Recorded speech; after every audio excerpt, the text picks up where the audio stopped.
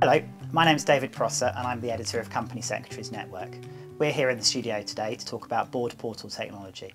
I'm joined by Chris Tawney, who's an independent journalist who specialises in this area, and by Charlie Horrell, who's the Managing Director EMEA of Diligent Boardbooks. Charlie, why don't we start by getting you to tell me a little bit about Diligent? So Diligent is headquartered in New York. It was created in 2001. We're listed on the New Zealand Stock Exchange, and right now we've got a valuation of around 500 million Kiwi dollars, a little less than that in American dollars. And we've got a product of an electronic portal for companies to manage their board books. It's sold as a service and we provide it to our clients worldwide. And what exactly is a board portal for those who aren't familiar with the technology? It's actually very simple. It's a way for companies to send confidential, secure information to their executives, directors, anywhere in the world, very easily, for them to read in a digital format. Right, so a digital format on a tablet computer, on their PC? It's on pretty much any device. It was originally created for a laptop, so it was to be used on a laptop PC. And then along came the iPad, so that had an application. But equally, it can be used through a browser on any connected device. So you have three choices: laptop, iPad, or browser. So Charlie, who's the customer for this kind of service? Are we talking about the business itself, or is it the director? Contractually, it's with the business, the enterprise, who takes the license to our service. Actually, in terms of support and service, it's the human being, be they administrators or directors. And in fact, the directors that we have now sit on many, many boards, and typically we find that they can then cross-pollinate our service through to other boards, which is very helpful from our point of view. So you will have directors who are using this technology, this service, across several different boards for several different companies? I think the maximum we have actually at the moment is one person sitting on 6 companies that we serve. So he has 6 versions of board papers, all held separately, all secure, never intermingled, but he's able to go into the 6 different board meetings with one iPad, all of the papers being relevant to the individual company, and it's great from his point of view.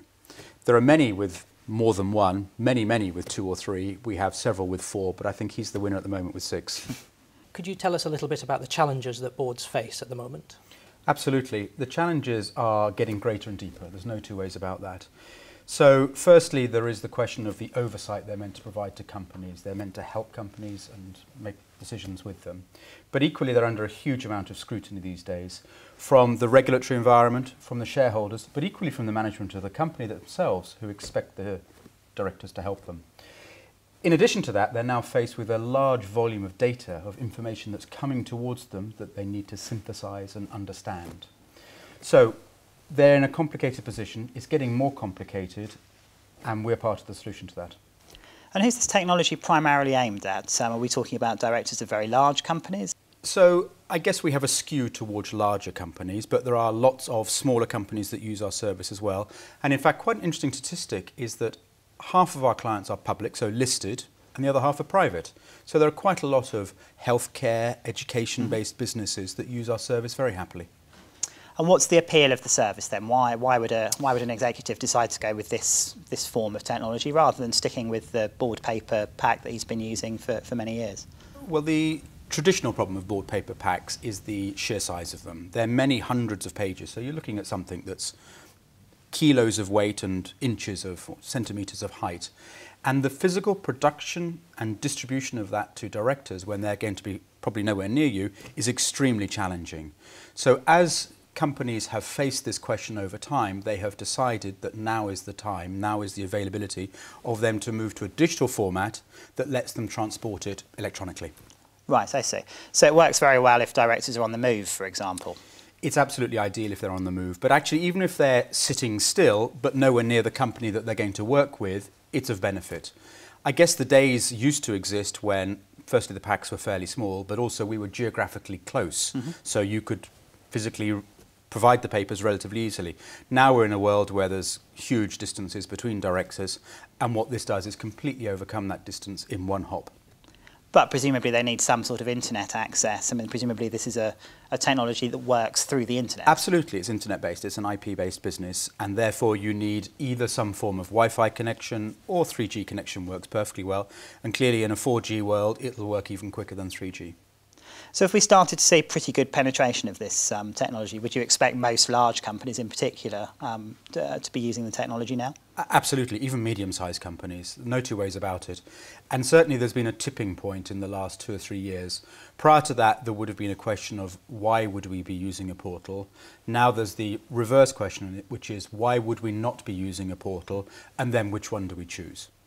What do your clients see as the biggest benefit from using this kind of portal? Well, it comes down to 3 things in the end. There are 3 words associated with our service when you really get down to it. The first is security. It's much more secure than any other method of transporting the papers and the information to directors. The second is simplicity. It's a very, very easy way for the information to be transported from A to B and provided to the directors. And lastly, there's a support network around it, which is of huge benefit to the directors and gives them the 24/7 accessibility, which is what they're after. Can I ask about product penetration specifically in the UK? Because Sure. this is clearly an international business. Sure. Are UK companies at the forefront of adopting this technology or catching up? I guess the forefront would be the US. They probably got to that tipping point a year or 2 before the UK. The UK is absolutely at that tipping point right now. In fact, it's got beyond it. As a couple of metrics, we have 33 of the FTSE 100 as clients right now, and that's rising quite quickly month on month. We have an equal sort of penetration of the FTSE 250 type of customer base, and then a large number of private companies as well also use our service. Okay, Charlie, that's great. Thank you very much. Let's move on now to talk about security.